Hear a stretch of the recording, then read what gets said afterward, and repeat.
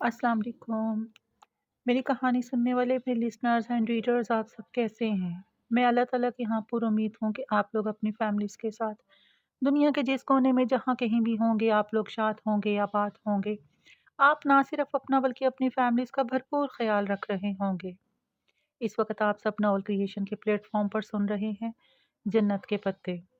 नम्रा अहमद का लिखा हुआ एक खूबसूरत पाकिस्तान और तुर्की की सकाफ़त को बहुत अच्छे अंदाज़ में प्रेज़ेंट करता हुआ नॉवल। तो आइए शुरू करते हैं। अब कर दिया यही बहुत है। वो बहुत प्रैक्टिकल और कम गोसा आदमी है। उससे वाबस्ता तवक्कुआत मैंने अब कम कर दी हैं। उसने शाने उचकाकर कहा था। कमरे में आकर हाले तो सोने चली गई। टाली और चेरी भी तब तक सो चुकी थी, जबकि उसने पहले तो अपनी मेज़ की दराज में उस डिबिया की तस्दीक की जिसमें मोबाइल शॉप के लड़के ने जीपीएस ट्रेसर डाल कर दिया था। वो दराज में ही रखी थी जहां वो छोड़ कर गई थी। फिर पाशा को कैसे पता चला कि वो कहाँ है?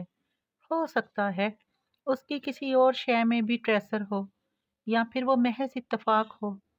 लेकिन उसके इत्तफाकात तो कम ही होते थे, इतना तो उसे यकीन था।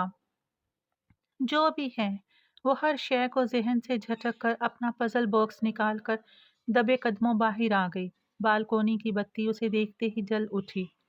वो वहीं पहले जीने पर बैठ गई और पज़ल बॉक्स चेहरे के सामने किया। चारों पहेलियां एक चकोर की सूरत में बॉक्स की चारों इतराफ पे लिखी थी। चकोर स्क्वायर, टाक्सम स्क्वायर। धड़कते दिल और नम हथेलियों के साथ वो स्लाइड्स ऊपर नीचे करने लगी। टाक्सम का आखिरी हरफ एम जैसे ही जगह पे आया, क्लिक की आवाज़ के साथ बॉक्स की दराज स्प्रिंग की तरह बाहर निकली। वो बिना पलक झपके बेयकीनी से बॉक्स के अंदर देख रही थी। उसने मेजर अहमद का पजल हल कर लिया था। वो बॉक्स खोल चुकी थी। दराज में एक सफ़ेद मुस्ततील कागज़ रखा था। वो कागज़ पूरी दराज पे फिट आ रहा था। उसने 2 उंगलियों से पकड़कर कागज़ बाहर निकाला। बालकोनी की मध्यम रोशनी में वो कागज़ पे लिखी तहरीर बिना किसी दिक्कत के पढ़ सकती थी। 2 full stops under the key. चाबी के नीचे 2 फुल स्टॉप्स।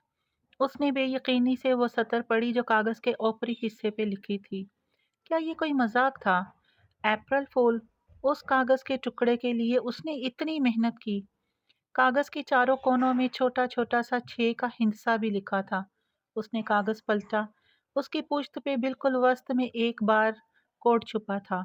मोटी पतली 1 इंच की लकीर और इनके नीचे एक सीरियल नंबर।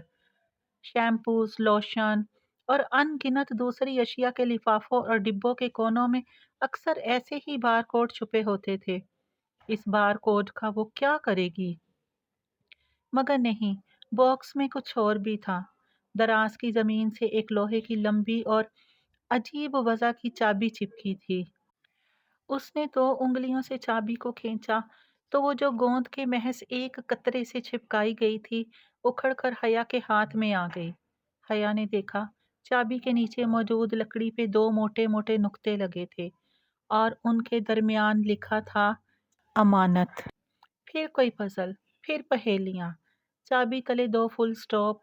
वो दोनों नुक्ते उसे मिल गए, मगर अब वो उनका क्या करे? काश वो ये सब उठाकर मेजर अहमद के मुंह पे दे मार सकती। ये चाबी किस शय की थी? किसी कमरे, किसी गाड़ी, किसी घर की? अगर पहाड़ खोदने पे ये मरा हुआ चूहा ही निकलना था, तो बेहतर था वो इसे तोड़कर ही निकाल लेती। अच्छा मजाक था। फिर वो ज़हन से ये सोचे झटक कर पाशा के बारे में सोचने लगी। एक मुतमिन मुस्कुराहट खुद ब खुद उसके लबों पे बिखर गई। बहुत अच्छा किया उसने, कॉफ़ी उलटकर। वो इसी काबिल था। हकीकत में अपने रूबरू पाशा को देखते हुए उसे तस्वीर से बेहतर लगा था। उसका कद काफ़ी ऊंचा था, 6 फीट से भी ऊपर, और लिबास भी मुनासिब था। आंखों पे बगैर फ्रेम की ग्लासेस लगाए और ज़रा ज़रा सी बड़ी शेव। वो रूबरू देखने में बस ऐसा था कि मुकाबिल इसकी इज्जत करे, मगर इससे बढ़कर कुछ नहीं।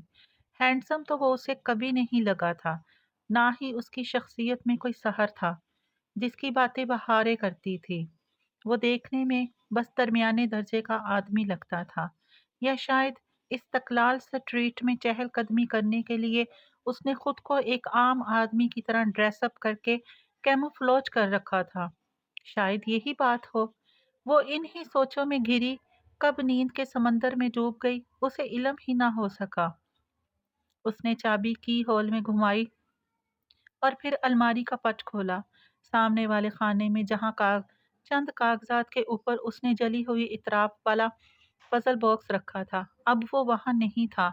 उसके जहन ने लम्हों में कड़ियों से कड़ियां मिलाई। अगले ही पल वो पट बंद करके बाहर आया था।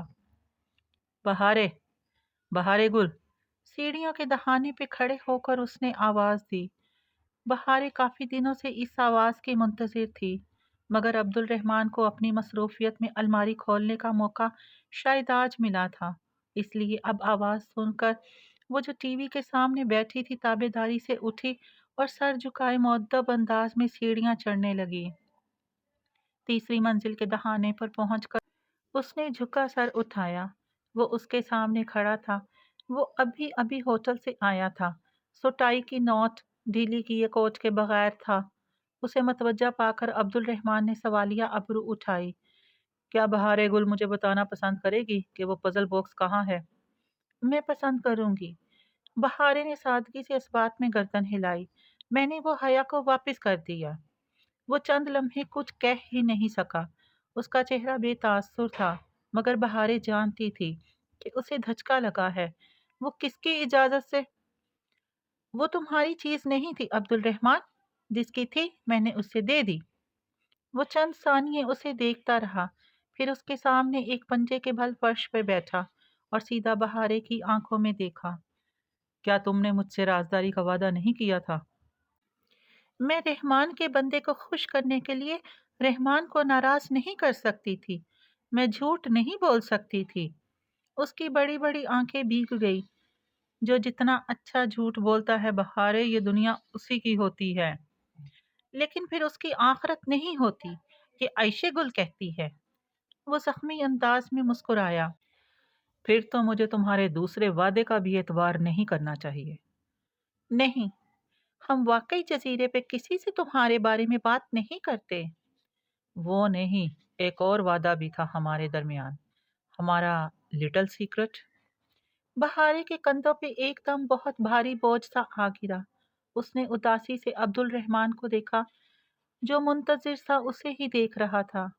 बहुत पहले अब्दुल रहमान ने उससे अहद लिया था कि अगर वो मर गया तो वो उसे जनाजा भी देगी और उसकी मैयत को ऑन भी करेगी। तुम सच बोलने वाली बहारी गुल पे एतबार कर सकते हो। पूरा अदलार, बल्कि पूरा तुर्की तुम्हें छोड़ दे, मगर बहारे गुल तुम्हें कभी नहीं छोड़ेगी। और हो सकता है कि एक वक्त ऐसा आए जब तुम मुझे पहचानने से भी इनकार कर दो। तुम कहो, कौन अब्दुल रहमान? कहाँ का अब्दुल रहमान?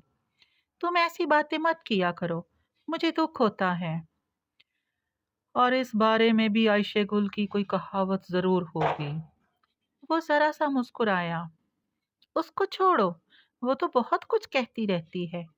मैं दूसरे कान से निकाल देती हूँ।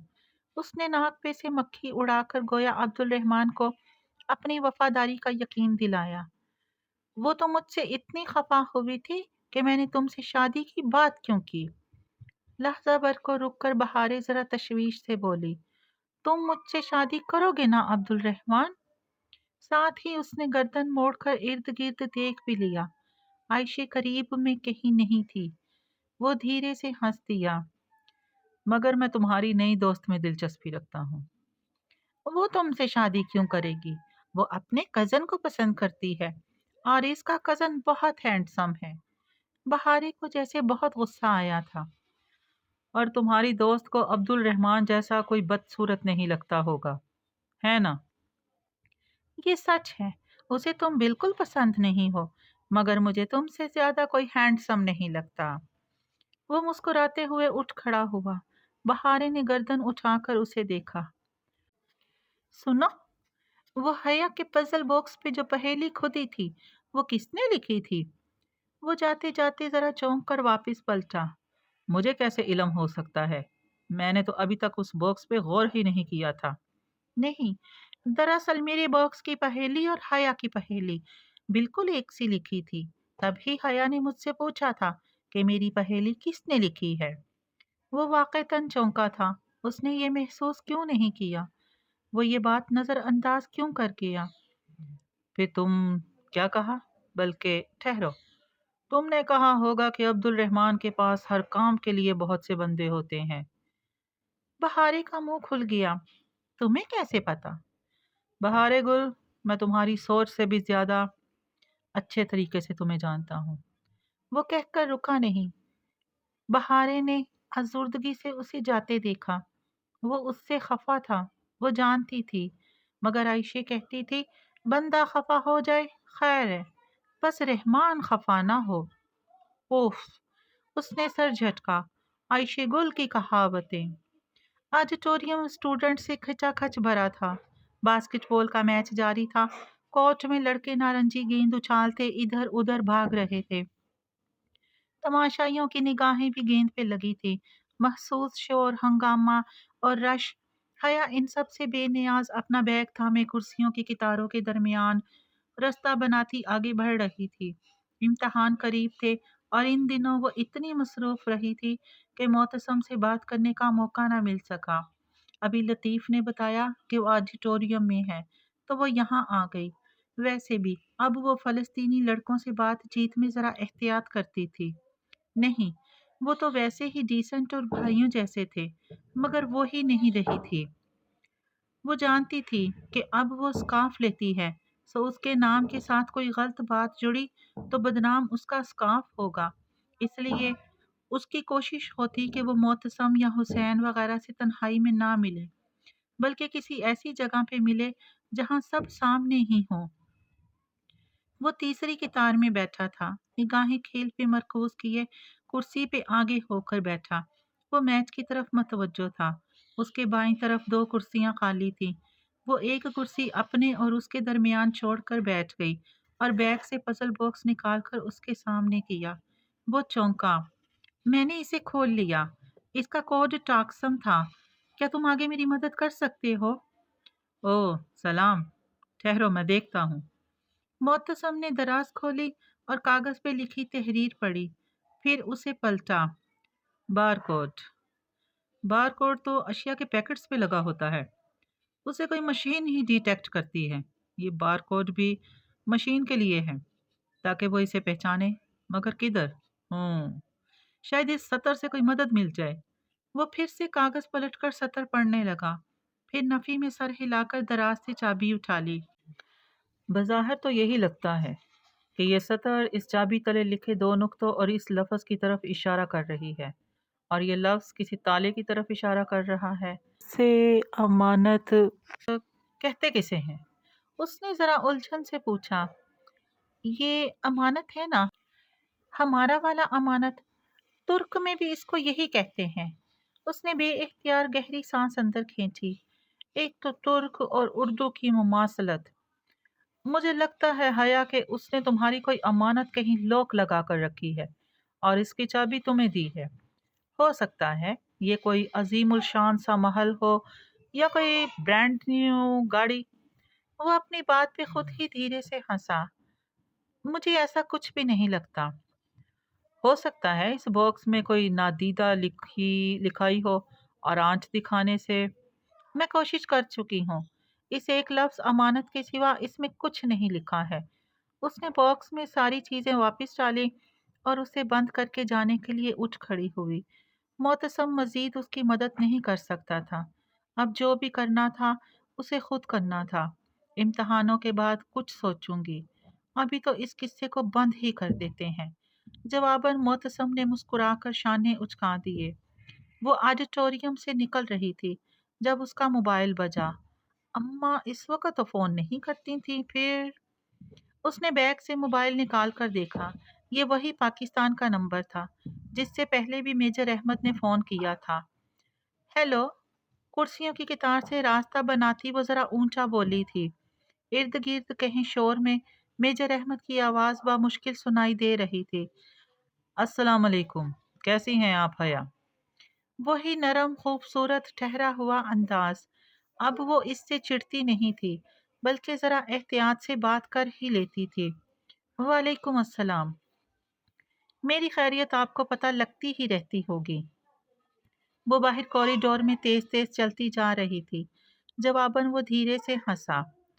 अब ऐसा भी नहीं है, आपको लगता है मुझे आपके अलावा कोई काम नहीं है। मुझे लगता तो खैर यही है कि आपको और पाशा को मेरे अलावा कोई काम नहीं है। गुस्से में है? खैरियत? कोई मजाक कर रहे हैं आप मेरे साथ? मैं कितनी पहेलियां बूझूं? उसने जिच से अंदाज में कहते हुए अपना बैग उतारकर सबांजी की इमारत की बैरूनी सीढ़ियों पे रखा। मैं माजरत खा हूँ। बाज़ चीज़ें इतनी हसास होती हैं कि इन्हें बहुत राजदारी से किसी के हवाले करना पड़ता है, ताकि वो गलत शख्स के हाथ ना लग जाएं। वैसे 1 घंटे का काम था, आपने ही इतने दिन लगा दिए। खैर, आपका पजल तो मैं हल कर ही लूंगी, मगर क्या गारंटी है कि आखिर में मुझे अप्रैल फूल के अल्फाज नहीं मिलेंगे। वो वहीं सीढ़ियों पे बैठ गई थी। इस्तांबुल की धूप इर्द गिर्द सब्जाजार को सुनहरेपन अता कर रही थी। इतना गैर संजीदा समझती हैं आप मुझे? क्यों? क्या आप ही नहीं हैं जो ख्वाजा सरा बनकर मुझसे मिले थे?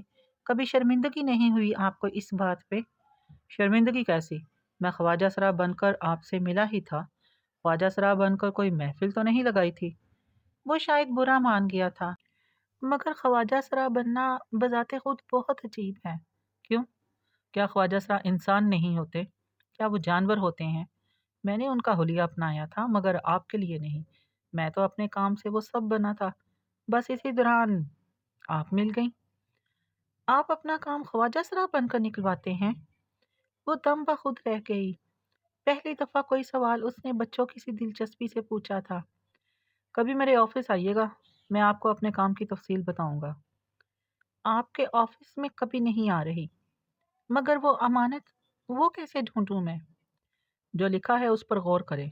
वो डोली की अमानत है, और वो उसी को मिलनी चाहिए जो अपनी सलाहियतों से खुद को उसके काबिल कर सके, जो अपनी सलाहियतों से खुद को उसके काबिल साबित कर सके। क्या आप इतनी बासलाहियत हैं? ट्राई मी, उसने जताकर कहते हुए फोन बंद कर दिया। सबांजी की धूप अभी तक सीढ़ियों पे उसके कदमों में गिर रही थी।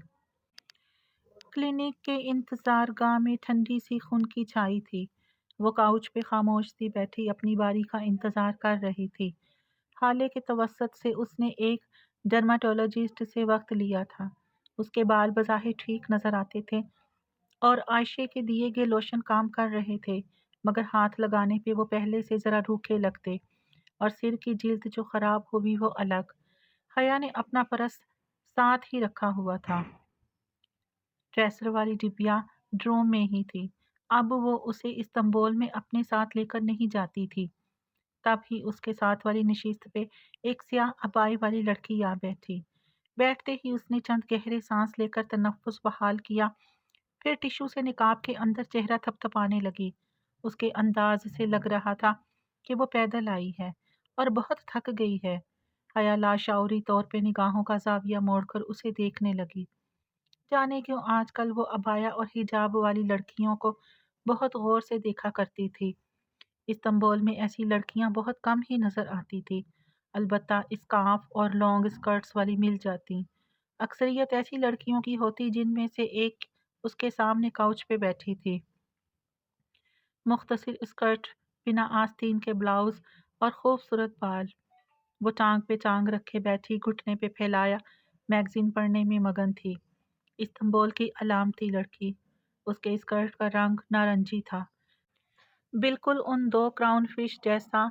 उन दोनों काउचेस के दरमियान रखी मेज पे सजे एक्वेरियम में तैर रही थी ठनी ठनी सी नारंगी मछलियाँ, जिनकी जिंदगी, जिनकी सांस और जिनकी आवाज़ सब पानी था।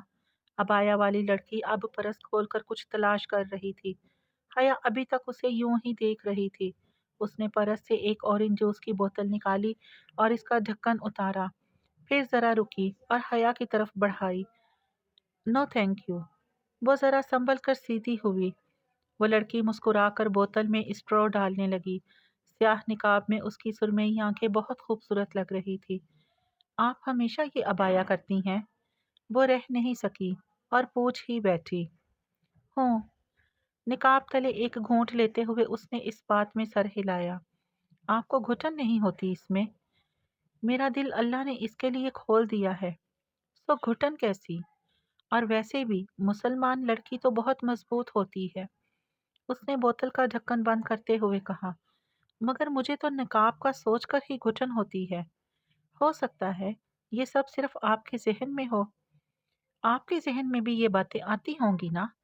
वो उसकी तरफ रुख मोड़े गैर इरादी तौर पर बहस करने लगी थी। क्या बहुत पढ़े लिखे मॉडर्न किस्म के लोग के दरमियान बैठे आपको एहसास कमतरी नहीं होता?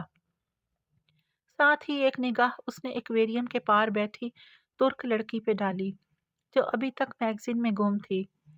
बहुत मॉडर्न किस्म के लोग तो मेरे जैसे ही होते हैं ना? मेरी शरीयत तो दुनिया की सबसे मॉडर्न जदीद शरीयत है। एहसास कमतरी तो उन्हें होना चाहिए जो जाहलियत के ज़माने का तबर्रुज करते हैं। तबर्रुज समझती हो? उसे अंदाज़ा था, फिर भी उसने नफ़ी में गर्दन हिलाई। तबर्रुज? ओह, कैसे समझाऊं? उस लड़की ने लम्हे भर को सोचा। तुमने दुबई के दो ऊंचे ऊंचे टावर्स तो देखे होंगे, बुर्जुल अरब और बुर्जुल खलीफा। हाँ, तस्वीर में। बस उसी बुर्ज से ये तबर्रुज निकला है। किसी शय को इतना नुमाया और खूबसूरत बनाना कि दूर से नजर आए। वो सदियों पहले यूसुफ अलैहिस्सलाम के मिस्र की औरतें थीं जो तबर्रुज करती थीं। वो अबू जहल के अरब की औरतें थीं, ज़ेबो ज़ीनत करके मर्दों के दरमियान से गुजरती थी। अगर इस्तांबुल की लड़कियां उन ज़माना जाहलियत की औरतों की पैरवी करती हैं तो वो मॉडर्न तो ना हुई ना। मॉडर्न तो मैं हूँ, तुम हो, फिर कैसी शर्मिंदगी? उसने रसान से कहते हुए शाने उचकाए। अल्लाह अल्लाह, ये एतमाद! वो दम बखुद रह गई। तुर्कों का असर था, वो भी अल्लाह अल्लाह कहने लगी थी। तुम्हें लगता है तुम कभी निकाब नहीं पहन सकती? वो अब टिश्यू से माथे पे आए पसीने के कतरे थपथपा रही थी। शायद नहीं। मेरी दोस्तों और फर्स्ट कजन्स में से कोई निकाब नहीं लेता। उसे शहला याद थी, पर वो उसके सेकंड कजन की बीवी थी। तो तुम ये रिवाज डालने वाली पहली लड़की बन जाओ। इससे क्या होगा? जवाब में उस लड़की ने मुस्कुराकर जरा से शाने उचकाए। जो गारे सोर के आखिरी सुराख पे अपना पांव रख देता है और सारी रात सांप से ढसे जाने के बावजूद उफ नहीं करता, उसकी उस एक रात की नेकियां उमर बिन खत्ताब रजी अल्लाह ताला अन्हो की जिंदगी भर की नेकियों के बराबर होती हैं। मगर हर शख्स अबू बकर नहीं बन सकता। अबू बकर सिर्फ एक ही होता है, पहलों में पहल करने वाला। उसकी बारी पुकारी गई तो वो चौंकी, पर सलाम करके उठ खड़ी हुई। उसे अब इस लड़की से कुछ नहीं कहना था। इसका जहन साफ था, इस क्राउन फिश के नारंजीपन की तरह शफाफ और साफ। मगर वो जानती थी कि वो कभी अपना चेहरा नहीं लपेट सकती। इस तसव्वुर से ही उसका दम घुटता था। एक्वेरियम के पानी में इसी तरह बुलबुले बन और मिट रहे थे। दोनों मछलियां बिना थके एक दूसरे से पीछे दायरे में दौड़ रही थीं। दायरा जिसमें आगाज और एख्तिताम की तफरीक मिट जाती है। इस्तकलाल जदीसी में मामूल की चहल पहल थी। ठंडी सी धूप गली के दोनों इतराफ में उठी, कदीम इमारतों पे गिर रही थी, गोया सुनहरी बर्फ हो। वो जहान के साथ साथ चलती गली में आगे बढ़ रही थी।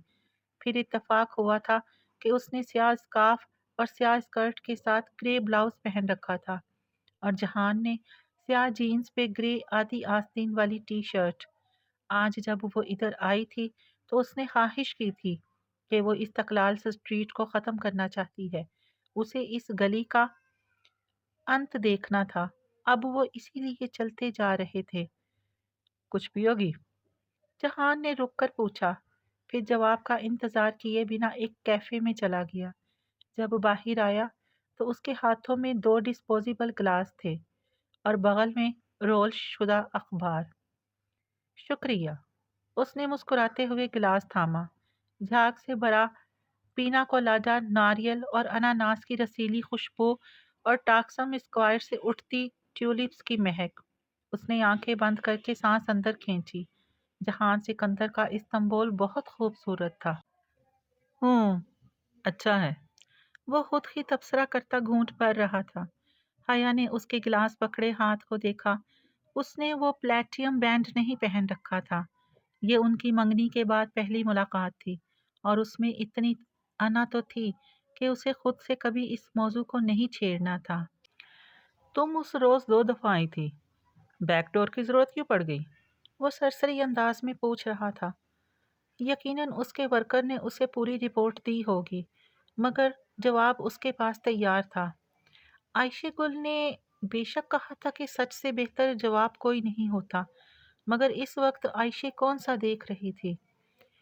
कोई जानने वाला नजर आ गया था।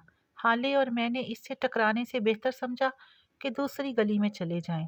वैसे भी शटल के आने तक हमें इंतजार तो करना था ना। अगर कभी पिछली गली में कोई जानने वाला मिले और तुम्हें इस्तकलाल में आना पड़े, तो बेशक बर्गर किंग के इसी दरवाजे को इस्तेमाल कर लेना। उसकी पिछली तरफ घंटी लगी है। गिलास खाली करके जहान ने कचरेदान में उछाल दिया। हया का अभी आधा गिलास बाकी था। तुम सुनाओ, तुम्हें लंदन कब जाना है?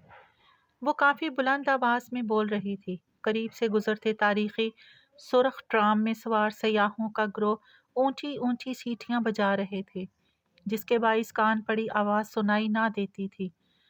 अगले माह का सोच रहे हैं, तब तक तुम भी फारिग होगी।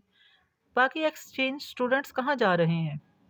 कुछ तुर्की में ही घूमे फिरेंगे और कुछ कतर, पेरिस, दुबई वगैरह जा रहे हैं। तो तुम हमारे साथ लंदन चलो ना, फिर जुलाई में वापस आकर क्लीनेस करवाना और वापस पाकिस्तान चली जाना। मैं अपनी दोस्तों के साथ बैयुकदा रहना चाहती हूँ।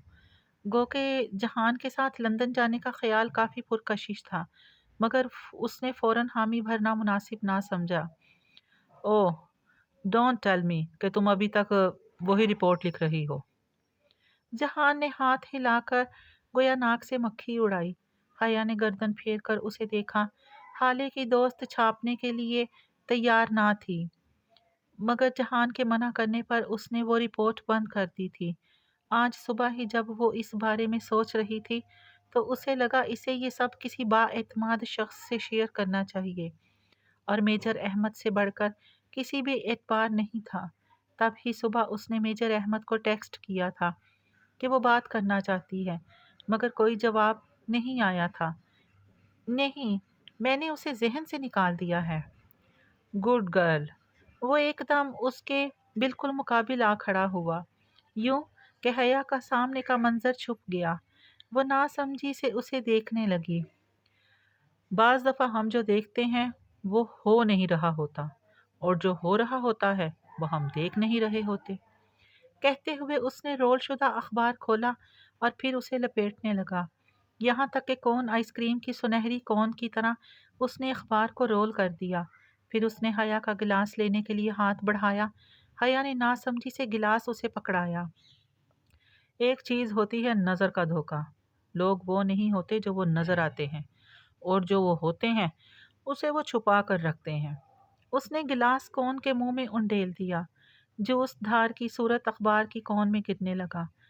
जहान ने खाली गिलास हया को थमाया और अखबार की कौन को मजीद लपेटना शुरू किया। फिर उसका मुंह बंद कर दिया और मुखालिफ सिमत से अखबार खोलने लगा। तहें खुलती गईं और पूरा अखबार सीधा खुलकर सामने आ गया। सफ़े सूखे थे और जूस गायब। जबरदस्त वो मुस्कुराते हुए ताली बजाने लगी। वो जानती थी कि ये कोई ट्रिक थी। उसने यकीनन कमाल महारत से जूस कहीं आसपास गिरा दिया था, या फिर कुछ और किया होगा। बहरहाल उसका अंदाज मुतासिर कौन था। वो दोनों फिर से साथ चलने लगे थे। जहान ने अखबार अब 2 रोया तय करके हाथ में पकड़ लिया था।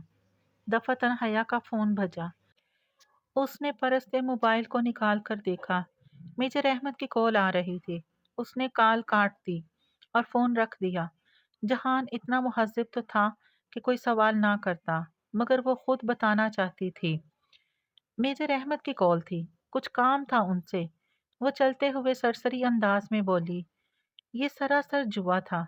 जहान के मूड का कुछ भरोसा ना था, मगर वो इस पे भरोसा करना चाहती थी। मेजर अहमद कौन? اس نے ناسمجھی سے حیا کو دیکھا۔ پاکستان میں ہوتے ہیں، سائبر کرائم سیل میں انٹیلیجنس آفیسر ہیں، تمہارے ابا کو بھی جانتے ہیں۔ وہ ذرا رکی۔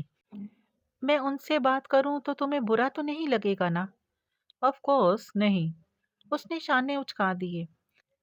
کون کتنا قابل اعتبار ہے یہ فیصلہ تم خود کر سکتی ہو، کیونکہ میرے نزدیک تو سب ایک جیسے ہی ہوتے ہیں۔ اتنی بے یقینی بھی اچھی نہیں ہوتی جہان۔ ریلی، جیسے تمہیں یقین ہے کہ تمہارا جوس میں نے کہیں گرا دیا تھا۔ وہ پھر اس کے مقابل آ کھڑا ہوا اور گلاس لینے کے لیے ہاتھ بڑھایا، جو جانے کیوں ابھی تک وہ پکڑے کھڑی تھی۔ یقیناً تم نے ایسا کیا ہوگا۔ اس نے گلاس جہان کو تھما دیا۔ تب تک وہ اخبار کو دوبارہ کون کی شکل میں لپیٹ چکا تھا۔ گلاس لے کر اس نے اخبار کی کون کا کھلا منہ گلاس میں الٹا۔ پینا کولاڈا ایک دھار کی صورت گلاس میں گرنے لگا۔ وہ بے یقینی سے ساکت کھڑی دیکھ رہی تھی۔ یہ تم نے کیسے کیا؟ میں نے خود دیکھا تھا کہ اخبار سوکھا تھا، پھر یہ جوس کہاں سے آیا؟ اگر جادوگر اپنی ٹرک کے فوراً بعد ہی راز بتا دے تو کیا فائدہ؟ کبھی فرصت میں بتاؤں گا کہ یہ کیسے ہوا۔ البتہ اگر تم میری جگہ پہ کھڑی ہو کر دیکھتی تو جان پاتی کہ کیسے کیا ہے۔ جب تک انسان دوسرے کی جگہ پہ کھڑا ہو کر نہیں دیکھتا، اسے پوری بات سمجھ میں نہیں آتی۔ تم عجیب ہو جہان۔ اس نے تخیر سے سر جھٹکا۔ ان دونوں چیزوں کو ٹریش میں پھینک دو، میری پیاس مر گئی ہے۔ وہ ہنس پڑا۔ نہیں، تمہاری پیاس ڈر گئی ہے۔ پھر شوبدہ باز نے دونوں چیزیں ایک قریبی کچرے دان میں اچھال دیں۔ وہ سامنے گلی کے اختتام پر ایک اونچا ٹاور تھا، جس نے گلی کا دہانہ بالکل بلاک کر رکھا تھا، جیسے زمین سے اگ آیا ہو۔ وہ یوں تھا جیسے پاکستان میں اونچی گول سی اینٹوں کی بھٹی ہوتی ہے، ویسا ہی سلنڈر نما ٹاور جس کا گنبد کون کی شکل کا تھا۔ یہ رہا وہ انت، گالٹا ٹاور، گلتا ٹاور، جسے جاننے کا تمہیں تجسس تھا۔ اس نے ٹاور کی طرف اشارہ کیا۔ اور انت جاننے کا سب سے بڑا نقصان پتہ ہے کیا ہوتا ہے جہان؟ جہان نے سوالیہ نظروں سے اسے دیکھا۔ انسان کا سفر ختم ہو جاتا ہے۔ اس نے گہری سانس لی اور پلٹ گئی۔ وہ شانے اچکا کر اس کے پیچھے ہو لیا۔ ترکی والوں کو سلام۔ واپسی پر گورسل میں بیٹھے جب اس نے میجر احمد کو کال کی اور جواباً احمد نے کال کاٹ کر اسے خود سے کال کی، تو اس کا ہیلو سنتے ہی وہ جیسے کسی خوشگوار حیرت کے زیر اثر بولا تھا۔ زندگی میں پہلی دفعہ آپ نے میجر احمد کو خود یاد کیا ہے، مگر جب آپ نے کال نہیں اٹھائی تو میں سمجھا کہ وہ ٹیکسٹ آپ نے غلطی سے کیا ہوگا۔ یہ بات نہیں ہے، میں اس وقت جہان کے ساتھ تھی، سوچا بعد میں تفصیلی بات کروں گی۔ اچھا۔ وہ جیسے چپ ہو گیا، شاید اسے جہان کا ذکر کرنا ناگوار گزرا۔ میں نے جہان کو آپ کے بارے میں بتایا، مگر وہ آپ کو نہیں جانتا۔ کیوں؟ آپ نے کیوں بتایا؟ وہ بہت حیران ہوا۔ شوہر کو علم ہونا چاہیے کہ اس کی بیوی کس سے بات کرتی ہے۔ وہ ذرا جتا کر بولی۔ جانتی تھی کہ اس کا استحقاق سے شوہر کی بات کرنا احمد کو کتنا برا لگتا تھا۔ شوہروں کا بھروسہ نہیں ہوتا، احتیاط کیجیے گا، آپ پھنس ہی نہ جائیں۔ غلط کام تو نہیں کر رہی کہ پھنسوں، بہرحال ہم کام کی بات کریں۔ اس کے لہجہ بے لچک ہو گیا، ساتھ ہی جو کچھ بیوقدہ میں وہ جان پائی تھی اس نے وہ میجر احمد کو بتا دیا۔ میں وہ رپورٹ شائع کروانا چاہتی تھی، مگر جہان نے منع کر دیا، روانی میں کہہ گئی، پھر ایک دم خاموش ہو گئی۔ وہ منع تو کرے گا، اس کا بہت کچھ داؤ پر جو لگے گا۔ خیر، آپ بالکل وہ رپورٹ شائع کروائیں، مگر حیا اس سے کوئی فرق نہیں پڑے گا۔ کیا مطلب؟ وہ جہان والی بات نظر انداز کر گئی۔ وہ ذاتی انات کے باعث کہہ رہا تھا یقیناً۔ ایک رپورٹ سے اے آر پی جیسے بندے کا کیا بگڑے گا؟ مافیا کے ایک ایک بندے کے پیچھے پوری کی پوری نیٹ ورکنگ ہوتی ہے۔ عبد الرحمان جیسے شہرت یافتہ تو صرف پل کا کام کرتے ہیں، ایسے کہ اپنے دامن پر کوئی چھینٹا نہ پڑے۔ سو ان کے خلاف ثبوت ہوتے ہیں نہ فائلز کھلتی ہیں۔ مگر میں نے سنا ہے کہ اس کے عالمی دہشت گرد تنظیموں سے بھی۔ کس سے سنا ہے؟ لیڈی کبرا سے، ادلار میں۔ بہرحال یہ دوسری دنیا کے لوگ ہیں، آپ ان معاملوں میں مت پڑے۔ تو پھر یہ پاشا میرے پیچھے کیوں پڑا ہے آخر؟ وہ زچ ہو کر بولی۔ مجھے تو لگتا ہے حیا اس نے آپ کا پیچھا چھوڑ دیا ہے، اب صرف آپ ان کے پیچھے پڑی ہیں۔ وہ ایک دم چپ ہو گئی، اس کے پاس کوئی جواب نہیں تھا۔ بس ضروری نہیں تھا کہ آپ میرے بارے میں جہان سکندر کو بتائیں، انسان کو کچھ باتیں اپنے تک بھی رکھنی چاہیے۔ بس باس فورس برج سے گزر رہی تھی اور وہ کھڑکی سے باہر پل تلے بہتا سمندر کو دیکھ سکتی تھی۔ وہاں حسب معمول ایک فیری تیر رہا تھا۔ میں نہیں چاہتی کہ کوئی میرے اور آپ کے رابطے کو غلط طریقے سے استعمال کرے، مجھے رسوا کر سکے۔ اللہ آپ کو رسوا نہیں کرے گا حیا، جنت کے پتے تھامنے والوں کو اللہ رسوا نہیں کرتا۔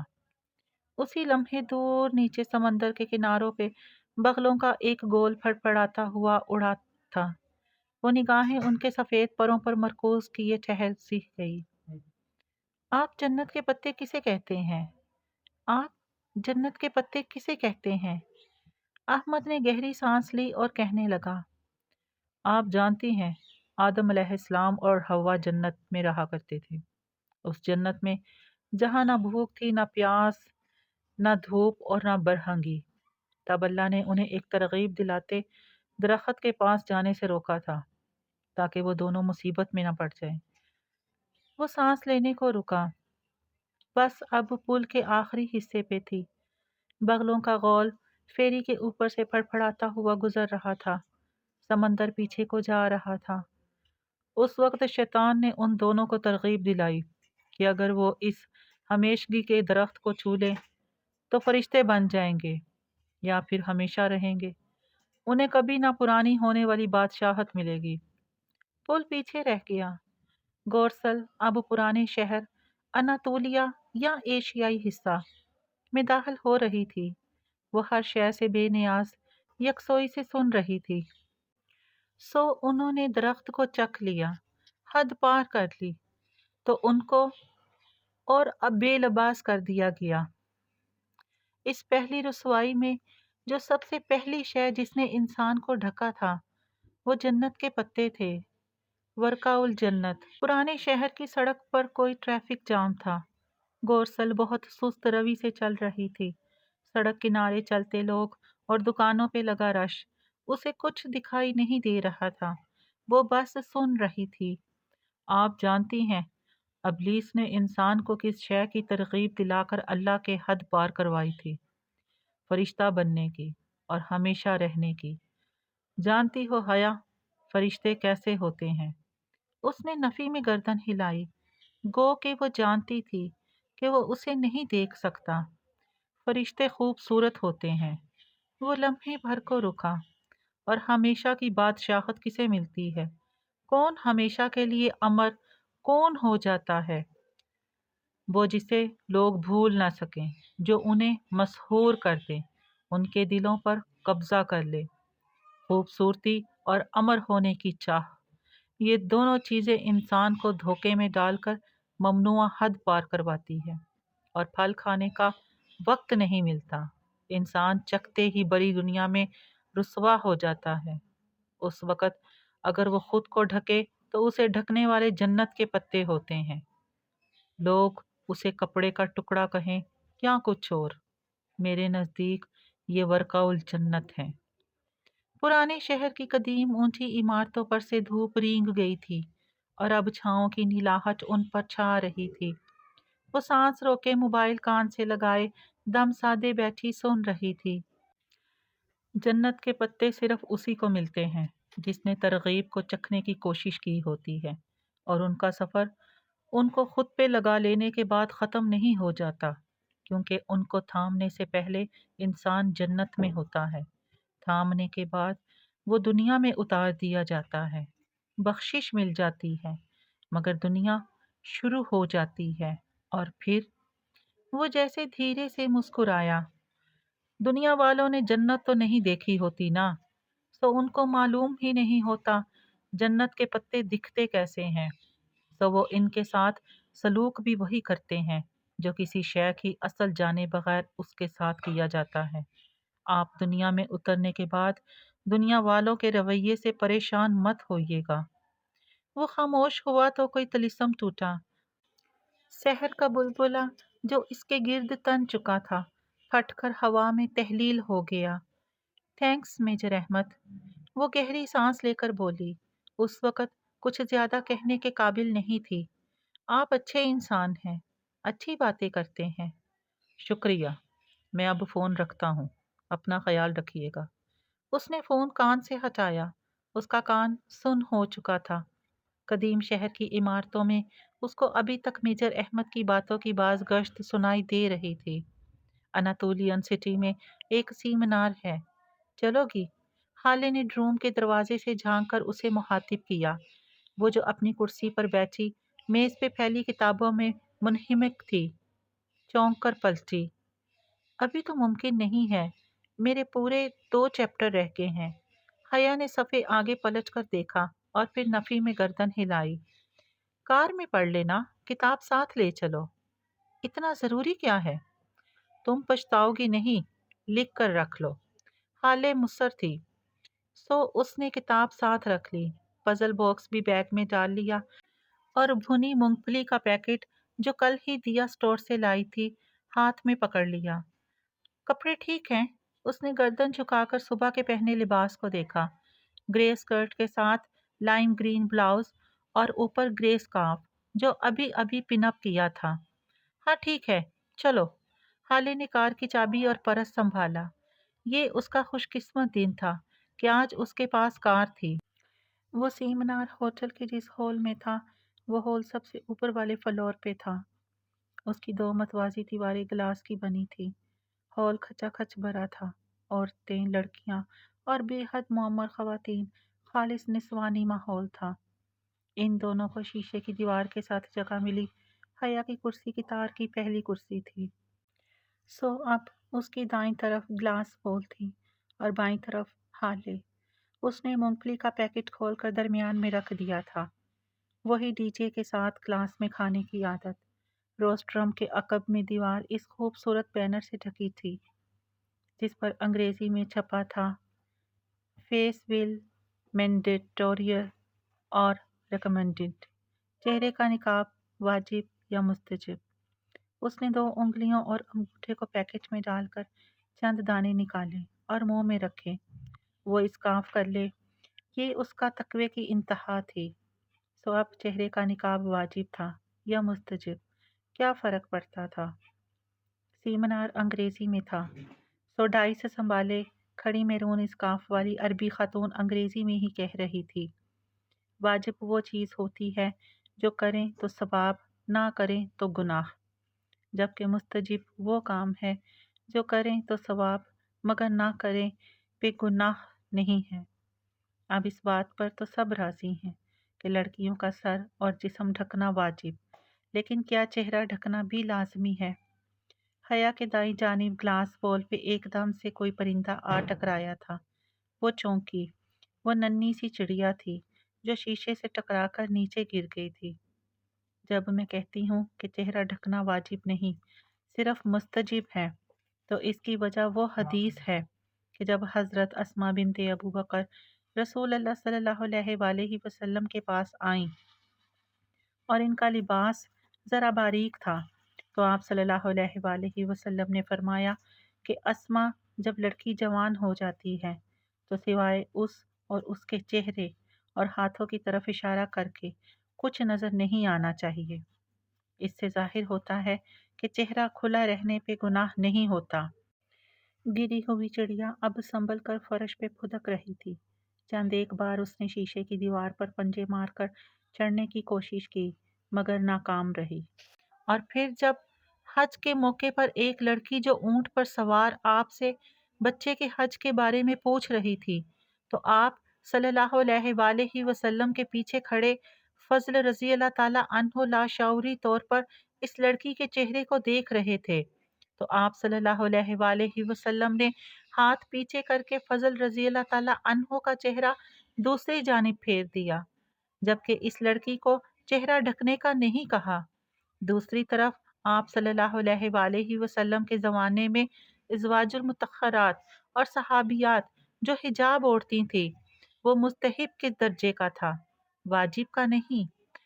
सो जो सूरह नूर में है कि वो अपनी जीनतें छुपाएं सिवाय उसके कि जो खुद जाहिर हो जाएं, तो इसमें वो जो खुद जाहिर हो जाएं में सुरमा, अंगूठी वगैरह के साथ चेहरा भी शामिल है। चिड़िया फड़फड़ाती हुई कब की उड़ चुकी थी। वो मूंगफली चबाते हुए सर इस बात में हिलाती मुकर्ररा को सुन रही थी। वो मजीद चंद दलाइल देकर अपनी कुर्सी पर वापस जा चुकी थी और तब तक वो मुतमिन हो चुकी थी। उसे उनकी सारी बात ठीक लगी थी। मैं डॉक्टर फरीखा से इख्तलाफ की जसारत करूंगी। डाइस पर आने वाली ग्रे स्कार्फ वाली मुकर्ररा अपनी बात शुरू कर चुकी थी। वो दरअसल बहस थी। हया और हाले बारी बारी अपनी पैकेट में उंगलियां डालकर मूंगफली निकालते हुए पूरी तरह उनकी तरफ मतवज्जो थी। रही अस्मा बिनते अबू बकर रजी अल्लाह ताला अन्हो वाली हदीस, उसकी तशरीह तो महरम रिश्तों के लिहाज से भी की जा सकती है कि वो रसूल अल्लाह सल्लल्लाहु अलैहि वसल्लम की साली थी। और इसी हदीस से हम दलील लेते हैं कि बहनोई से चेहरे का पर्दा नहीं होता। और हज़रत फजल रजी अल्लाह ताला अन्हो वाला वाक़या हज का मौका था और हज पर आप सल्लल्लाहु अलैहि वसल्लम ने सख्ती से निकाब या दस्ताने पहनने से मना फरमाया था, जिससे जाहिर होता कि वो निकाब करना उस जमाने में एक कॉमन प्रैक्टिस थी। दो फाख्ताएं तेजी से उड़ती हुई आईं और शीशे की दीवार से टकराईं। हया ने गर्दन मोड़कर देखा, वो अब टकरा कर नीचे जा गिरी थी और अगले ही पल उठकर उड़ गईं। हजरत आयशा रजी अल्लाह ताला अन्हा कहती हैं कि जब गिरेबानों को ढांप लेने का हुक्म नाजिल हुआ था, तो मदीने की औरतों ने वो हुक्म सुनते ही अपनी ओढ़नियां हिस्सों में फाड़ी और सर से पांव तक खुद को उससे ढांप लिया। यहाँ ढांपने से मुराद चेहरा ढांपना भी है। तो वो जो खुद जाहिर हो जाए में अंगूठी, सुरमा, जूती तो आती ही है, मगर चेहरा नहीं। फिर जब इब्ने इब्बास रजी अल्लाह ताला अन्हो से आयत हिजाब की तफसीर पूछी गई थी, तो आप रजी अल्लाह ताला अन्हो ने अपनी चादर सर पर लपेट कर बुक्कल मारकर दिखाई, यूं कि बस एक आंख वाजिया थी। आयत हिजाब में अल्लाह ने ए ईमान वालो कहकर हुक्म दिया है, और जब अल्लाह ताला मोमिन को उसके ईमान का वास्ता देकर हुक्म देता है, तो वो हुक्म बेहद अहम होता है। इससे साफ जाहिर होता है कि सिर्फ सर और जिस्म ढकना वाजिब नहीं, बल्कि चेहरा ढकना भी वाजिब है। वो गर्दन जरा सी फेरे शीशे की दीवार को देख रही थी, जहां थोड़ी सी देर में बहुत से परिंदे टकराए थे। ताया फुरकान कहते थे कि परिंदे यूं इसलिए करते हैं क्योंकि वो पिछले साल जब यहाँ से गुजरे थे तो वो इमारत वहां नहीं थी। अब वो रास्ते पर अपनी रो में उड़ते जा रहे होते हैं, तो टक्कर लगने पर मालूम होता है कि रास्ता ब्लॉक है। मालूम नहीं ताया की फिलॉसफी कितनी दुरुस्त थी, मगर वो होटल नया तामीर शुदा ही था। शायद वो वाकई परिंदों की गुजरगाह के दरमियान बन गया था। मुस्तजिब और वाजिब बहस बहुत पुरानी है। डाइस पर अब एक स्याह इबाया और स्याह स्कार्फ वाली दराज कद शहद रंग आंखों वाली खातून आ चुकी थी। खूबसूरत शफाफ चेहरा, नरम सी मुस्कुराहट, सब बहुत तवज्जो से उन्हें सुन रहे थे। आपने मुस्तहिब वालों के दलाइल सुने। आपको लगा होगा कि वो ठीक कहते हैं। आपने फिर वाजिब वालों का बयान सुना तो लगा कि वो ठीक कहते हैं। अब आप कहेंगे कि दोनों ठीक कहते हैं। ये वही लतीफ़ा हो जाएगा कि आप भी ठीक कहते हैं। हॉल में बेइख्तियार कहकहा बुलंद हुआ। शीशे की दीवारें भी मुस्कुरा उठी। ऐसा है कि मैं इन दोनों में से किसी ग्रोह की हमायत या मुखालफत करने के लिए नहीं आई। मैं कुछ और कहना चाहती हूँ। वो लम्हे भर को रुकी। पूरा हॉल बहुत दिलचस्पी से सुन रहा था। हम अमूमन दुनिया और आखिरत की मिसाल किसी कॉलेज एग्जाम से देते हैं, राइट? तो वही मिसाल ले लेते हैं।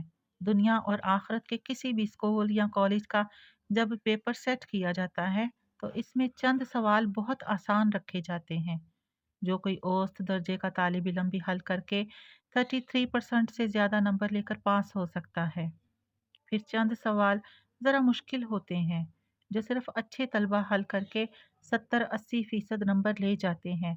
और आखिर में کچھ سوال بہت پیچیدہ اور مشکل رکھے جاتے ہیں۔ وہ سوال پوزیشن ہولڈرز کا فیصلہ کرتے ہیں، اسی لیے عموماً پوزیشن ہولڈرز کے آپس میں چند نمبرز یا پرسنٹیج کے ذرا سے تناسب کا فرق ہوتا ہے۔ یہ سوال مستحب ہوتے ہیں۔ ہم عموماً سمجھتے ہیں کہ مستحب وہ ہوتا ہے کہ جب 5 میں سے 4 سوال حل کرنے ہوں تو چاروں سے کوئی غلط ہونے کے ڈر سے 5واں بھی اٹیمپٹ کر دیا جائے۔ ایکسٹرا سوال جبکہ وہ مستحب نہیں ہوتا۔ وہ اب کرسی پہ ذرا آگے ہو کر بیٹھی غور سے سن رہی تھی۔ استنبول کی خوبصورت عورتوں کی خوبصورت باتوں کا بھی اپنا ہی ایک سحر تھا۔ اب ہوتا یہ ہے کہ شفاف چہرے والی ڈاکٹر شائستہ کہہ رہی تھیں کہ اس مسئلے پہ واجب والے مستحب والوں پہ الزام لگاتے ہیں کہ آپ اپنی مرضی کا دن چاہتے ہیں اور خواہشات کی پیروی کر رہے ہیں، جبکہ مستحب والے انہیں کہتے ہیں کہ آپ شدت پسند ہو رہے ہیں۔ الزامات کی اس جنگ میں لڑکیوں کے پاس بہانہ آ جاتا ہے کہ انہیں حجاب کی ضرورت نہیں ہے، وہ ایسے ہی ٹھیک ہیں، کیونکہ یہ تو ثابت ہی نہیں ہے کہ اسلام میں چہرے کا پردہ ہے بھی یا نہیں، جبکہ یہ غلط تاثر ہے۔ بحث نقاب کے ہونے یا نہ ہونے کی نہیں ہے، بلکہ بحث اس کے واجب یا مستحب ہونے کی ہے۔ آسان الفاظ میں کہتی ہوں، اس پہ سب راضی ہیں کہ نقاب کرنے پہ ثواب ہے، جبکہ اختلافی نقطہ یہ ہے کہ کیا نقاب نہ کرنے پہ گناہ بھی ہے یا نہیں۔ اس نے اسکالر کے چہرے کو دیکھتے انگلیاں پیکٹ میں ڈالی تو پوروں نے خالی پلاسٹک کو چھوا۔ مونگ پھلی کب کی ختم ہو چکی تھی، اس نے انگلیاں نہیں نکالی، وہ ویسے ہی پوری یکسوئی سے اسٹیج کی طرف دیکھ رہی تھی۔ میں سوچتی ہوں کہ تھوڑی دیر کے لیے ہم اختلافی نقطہ یعنی گناہ ہے یا نہیں چھوڑ دیں اور صرف متفق نقطے پہ غور کریں تو اس مسئلے کا حل نکل سکتا ہے۔ گناہ کو چھوڑ دیں، کامن پوائنٹ دیکھیں کہ نقاب کرنا ایک نیکی ہے، بہت بڑی نیکی، تو کیا جو چیز مستحب ہوتی ہے اسے فالتو سمجھ کر چھوڑ دیا جاتا ہے جیسے مستحب والے کرتے ہیں؟ وہ نقاب کو غیر واجب قرار دے کر اس کی ترویج و تبلیغ کرنا ہی چھوڑ دیتے ہیں۔ ہم سمجھتے ہیں کہ صرف 33 یعنی 33% والے جواب دے کر کسی فالتو سوال کے بغیر ہی ہم پاس ہو جائیں گے۔ کیا ہمیں یقین ہے کہ ہمارا 33% کا جواب نامہ بھی درست لکھا گیا ہے؟ ان کے سوال پر ہال میں خاموشی چھائی رہی، مروب سی خاموشی۔ ادھر ہم سب عورتیں اور لڑکیاں ہی موجود ہیں۔ ایک بات کہوں آپ سے، ہم میں یہ چند باتیں ضرور ہوتی ہیں، ساری نہیں تو کچھ تو ضروری۔ ہم جب جیلس ہو جاتی ہیں کسی کے پیچھے اس کی برائی بھی کر لیتی ہیں، منہ سے جھوٹ بھی پھسل جاتا ہے، نمازیں ہم پوری پڑھتی نہیں، جو پڑھی ان میں بھی دھیان کہیں اور ہوتا ہے، ان کا بھی پتہ نہیں کتنا 5واں 9واں یا 10واں حصہ لکھا جاتا ہوگا۔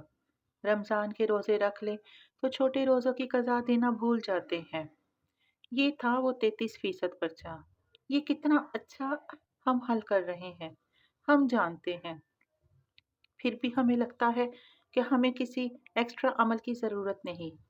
مائی ڈیئر لیڈیز، جنت صرف خواہش کرنے سے نہیں مل جاتی۔ کیا آپ کو معلوم ہے کہ آدم کی اولاد میں ہر 1000 میں سے 999 جہنم میں ڈالے جائیں گے اور صرف ایک جنت میں داخل کیا جائے گا؟ یہ میں نہیں کہہ رہی، یہ بخاری کی حدیث ہے۔ کیا ہم اس اعمال نامے کے ساتھ اس ایک میں شامل ہو سکتے ہیں؟ وہ بالکل ساکت بیٹھی بنا پلک جھپکے مقررہ کو دیکھ رہی تھی۔ جہنم کے لفظ نے اس کی آنکھوں کے سامنے ایک فلم چلا دی تھی، ہراکلیتس کی دائمی آگ بھڑکتا آتشتان دہکتے انگارے۔ آج ہم بحث کرتے ہیں کہ نقاب واجب ہے یا نہیں۔ میں سوچتی ہوں کہ کل کو قیامت کے دن جب ہم ایک ایک نیکی کی تلاش میں ہوں گے، تب ہم شاید رو رو کر کہیں کہ آخر اس سے کیا فرق پڑتا تھا کہ حجاب واجب تھا یا مستحب؟ تھا تو نیک عمل، تھا تو ثواب ہی نہ، تو ہم نے کیوں نہیں کیا؟ انہوں نے رک کر ایک گہری سانس اوپر کو کھینچی۔ یقین کرے، میں واجب والوں اور مستحب والوں کسی کی حمایت یا مخالفت نہیں کر رہی۔ میں بس ایک بات کہہ رہی ہوں کہ حجاب کرنا نیکی ہے، سو چاہے آپ اسے واجب سمجھ کر کریں یا مستحب سمجھ کر، اسے کریں ضرور اور اسے پھیلائیں بھی ضرور۔ ہمارے جھوٹ، خیانتیں اور دھوکے ہمارے لیے جو آگ تیار کر رہے ہیں، اس سے دور ہونے کے لیے جو کرنا پڑے کریں۔ اور ایک آخری بات، وہ پھر سانس لینے کو رکی۔ ہال میں اسی طرح مکمل خاموشی تھی۔ آپ حجاب کے جس بھی درجے پر ہوں، صرف اسکارف لیں یا عبایا بھی لیں یا ساتھ میں نقاب بھی کریں، جو بھی کریں اس پر قائم ہو جائیں، اس سے نیچے کبھی نہ جائیں، اور پھر اس کے لیے لڑنا پڑے تو لڑیں، مرنا پڑے تو مریں، مگر اس پہ سمجھوتا کبھی نہ کریں۔ مجھے نہیں معلوم کہ حجاب واجب ہے یا مستحب، میں بس یہ جانتی ہوں کہ یہ اللہ کو پسند ہے، تو پھر یہ مجھے بھی پسند ہونا چاہیے۔ وہ اسٹیج سے اتری تو حال تالیوں سے گونج اٹھا۔ گرے اسکارف والی اور میرون اسکارف والی دونوں خواتین متفق انداز میں مسکراتے ہوئے سر ہلا کر تالی بجا رہی تھیں۔ وہ بالکل چپ، خاموش سی بیٹھی تھی، دل و دماغ جیسے بالکل خالی ہو گئے تھے۔ جیسے ہی وہ سیاہ عبایا والی ڈاکٹر شائستہ ہمدانی دروازے کی طرف بڑھی، وہ ایک جھٹکے سے اٹھی اور ان کی جانب لپکی۔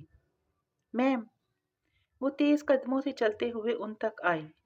یس، وہ پلٹیں، ساتھ ہی وہ ایک ہاتھ میں اپنا فون پکڑے تیز تیز کچھ ٹائپ کر رہی تھیں۔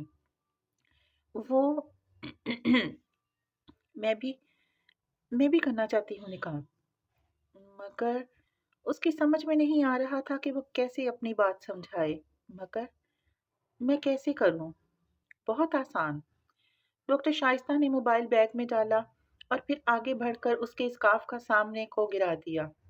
دایاں تکونا پلو اٹھایا، اسے پہلے بائیں گال کے ساتھ اسکارف کے حالے میں اڑسا اور پھر کچھ حصہ دائیں گال کے اس طرف اڑسا، یوں کہ اس کے چہرے کو ایک نفیس سے نقاب نے ڈھانپ دیا۔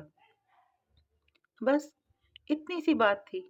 مسکرا کر کندھوں کو ذرا سی جنبش دے کر وہ موبائل نکالنے کے لیے پرس کھنگالتے ہوئے پلٹ گئی۔ اتنی سی بات تھی۔ وہ اپنی جگہ منجمد سی کھڑی رہ گئی۔ بس اتنی سی بات تھی۔ اس کا سانس گھٹا، نہ دل تنگ ہوا، نہ ہی نگاہوں کے سامنے اندھیرا چھایا۔ سب ایسا ہی تھا، بس اتنی سی بات تھی۔ اناتولیا کے بازار میں چہل قدمی کرتے، بورسل کی نشست سے کھڑکی کے باہر دیکھتے، سبانجی کے کیمپس میں واپس بس سے اترتے، ہر جگہ اس نے لوگوں کو، دیواروں کو، مناظر کو کھوجنے کی سعی کی۔ کیا کوئی فرق پڑا تھا؟ مگر اسے احساس ہوا کہ سب ویسا ہی تھا۔ اس میں ہمت نہیں تھی کہ وہ ڈاکٹر شائستہ کا پہنا یا نقاب اتار سکتی، سو وہ استنبول میں اسی نقاب کے ساتھ لمحے بتاتی رہی۔ پر کہیں کوئی گھٹن، کوئی تنگی نہ تھی۔ انسان دنیا اپنی آنکھوں سے دیکھتا ہے، نہ کہ ناک، رخسار، ٹھوڑی یا پیشانی سے، سو ان کے ڈھکے ہونے کے باوجود منظر وہی رہتا ہے۔ پھر کیسی پریشانی؟ لیکن پھر بھی اسے عجیب سی خفت ہو رہی تھی۔ باوجود اس کے حالے کا انداز ویسا ہی تھا جیسا پہلے تھا۔ ڈروم کی سیڑھیاں چڑھتے ہوئے اسے حسین اور معتصم اترتے دکھائی دیے۔ حسین بس لمحے بھر کو ٹھٹکا تھا، پھر دونوں مسکرا کر سلام کرتے نیچے اتر گئے۔ سب پہلے جیسا تھا۔ اے نبی صلی اللہ علیہ وآلہ وسلم، آپ صلی اللہ علیہ وآلہ وسلم کہہ دیں اپنی بیویوں سے اور اپنی بیٹیوں سے اور اہل ایمان کی عورتوں سے کہ وہ اپنے اوپر اپنی چادریں لٹکا لیا کریں تاکہ وہ پہچان لی جائیں اور وہ ستائی نہ جائیں۔ بے شک اللہ بخشنے والا مہربان ہے۔ وہ اپنی کرسی پر بیٹھی کتاب پر جھکی، ذہنی طور پر ابھی تک اسی ہال میں تھی جہاں شیشے کی دیواروں سے پرندے ٹکرا جایا کرتے تھے جب واپسی کے وقت پس منظر میں کسی نے یہ آیت چلا دی تھی تو وہ اس کے ٹرانس سے باہر ہی نہ آ سکی تھی۔ اسے لگا وہ کبھی اس کے اثر سے نہیں نکل سکے گی۔ لمحے بھر میں اس کی سمجھ میں آ گیا تھا کہ وہ آج تک حجاب یا نقاب کیوں نہیں پہن سکی تھی، باوجود اس کے کہ تایا ابا اور رحیل بھی اسے بہت تاکید کرتے تھے۔ وہ یہ نہیں کر سکی، اس لیے کیونکہ انہوں نے ہمیشہ اپنی کہی، کبھی اللہ کی بات سنائی ہی نہیں، جبر کی طرح اپنی بات مسلط کرنی چاہیے۔ اور اکثر باپ بھائی یہی تو کرتے ہیں، اپنی ہی کہتے رہتے ہیں، پھر شکایت کرتے ہیں کہ بچیاں مانتی کیوں نہیں ہیں۔ کبھی اللہ کی سنوا کر تو دیکھتے، پھر علم ہوتا کہ مسلمان لڑکی چھوٹی ہو یا بڑی، نرم ٹہنی ہو یا سخت کانچ، دل اس کا ایک ہی ہوتا ہے، وہ دل جو اللہ کی سن کر جھک ہی جاتا ہے، پھر کسی واعظ، تقریر یا درس کی ضرورت نہیں رہتی۔ ایک آیت، ایک آیت زندگی بدل دیتی ہے، بس ایک آیت۔ بیو کدا کے ساحل پہ لہریں پتھروں سے سر پٹک رہی تھیں، ان کا شور اس اونچے سفید قصرے عثمانی کے اندر تک سنائی دے رہا تھا۔ محل اندھیرے میں ڈوبا تھا، راہداریاں تاریک تھیں، صرف دوسری منزل کی اسٹڈی میں نیم روشنی چھائی تھی، اندر ایک مدھم سا بلب جل رہا تھا، یا پھر میز پر کھلا پڑا عبد الرحمن کا لیپ ٹاپ، البتہ وہ اسکرین کی طرف متوجہ نہیں تھا، وہ ریوالونگ چیئر کی پشت پہ سر گرائے سوچتی نگاہوں سے چھت کو دیکھ رہا تھا۔ اس کی دونوں سونے کی انگوٹھیاں اور موٹے فریم کے گلاسز میز پہ لیپ ٹاپ کے ساتھ رکھے تھے۔ بے خیالی میں اس نے ہاتھ بڑھا کر سگریٹ کی ڈبیا اٹھائی، اسے دیکھا اور پھر ذرا کوفت سے واپس میز پر پھینک دیا۔ اس سگریٹ نوشی سے اسے چھٹکارا لے لینا چاہیے تھا اب تک، بلکہ اور بھی بہت سی چیزوں سے۔ اس نے آنکھیں بند کر لیں اور انگلیوں سے کن پٹیوں کو دھیرے دھیرے مسلنے لگا۔ اس کے سر میں کافی دیر سے درد تھا، شاید بہت سوچنے کے باعث اعصابی دباؤ۔ اوہ اوہ، اس نے نفی میں سر جھٹکا۔ اس کے اعصاب بہت مضبوط تھے اور وہ کبھی بھی اس قسم کے دباؤ سے نہیں ہار سکتا تھا۔ اس نے خود کو یقین دلایا، ویسے بھی سب کچھ ٹھیک ہو رہا تھا، ہر شے حسب منشا جا رہی تھی۔ جو تاج کے پتوں کا گھر اس نے بنا رکھا تھا وہ اپنے آخری مرحلے میں تھا، کامیابی بہت نزدیک تھی، جو وہ چاہتا تھا سب ویسے ہی ہو رہا تھا، مگر اب اسے زیادہ توانائی اور زیادہ احتیاط کی ضرورت تھی۔ پچھلی دفعہ کھیل آخری مرحلے میں بگڑ گیا تھا، ہر شے دھپ سے اس پر آ گری تھی، اور وہ بھی اس دوست کے طفیل۔ دوست دھوکہ دے، اس سے بڑھ کر تکلیف دہ شے کوئی نہیں ہوتی۔ کچھ پل کے لیے وہ اذیت ناک دن اس کی آنکھوں کے سامنے لہرائے تھے، اپنے قابل سے قابل دوستوں اور جاننے والوں کو چھوڑ کر وہ اس قابل نفرت آدمی کے پاس گیا تھا مدد کے لیے، اور اس نے جو کیا وہ بہت برا تھا۔ عبد الرحمن نے تلخی سے سر جھٹکا۔ اس وقت کم از کم وہ اس واقعے اور اس شخص کو یاد نہیں کرنا چاہتا تھا جس نے اس کی پیٹھ پر چھرا گھونپا تھا۔ اللہ ضرور اسے موقع دے گا کہ وہ اس سے اپنا انتقام لے، اور وہ کبھی وہ موقع ضائع نہیں کرے گا۔ اس نے قسم کھا رکھی تھی، مگر اس وقت اسے وہ سب بھلا کر ان مواقع پر توجہ مرکوز رکھنی تھی جو اس کے سامنے تھے۔ عبد الرحمن نے کبھی موقعوں کا انتظار نہیں کیا تھا، اس نے موقع ہمیشہ خود پیدا کیے تھے اور پھر اپنے کام نکلوائے تھے۔ ابھی بھی وہ یہی کر رہا تھا، مگر اس سب سے پہلے اسے اس چھوٹے سے مسئلے کو پایۂ تکمیل تک پہنچانا تھا جو 4-5 ماہ قبل اس نے خود کھڑا کیا تھا۔ گو کہ ہر چیز ویسے نہیں ہونی تھی جیسے اس نے سوچا تھا۔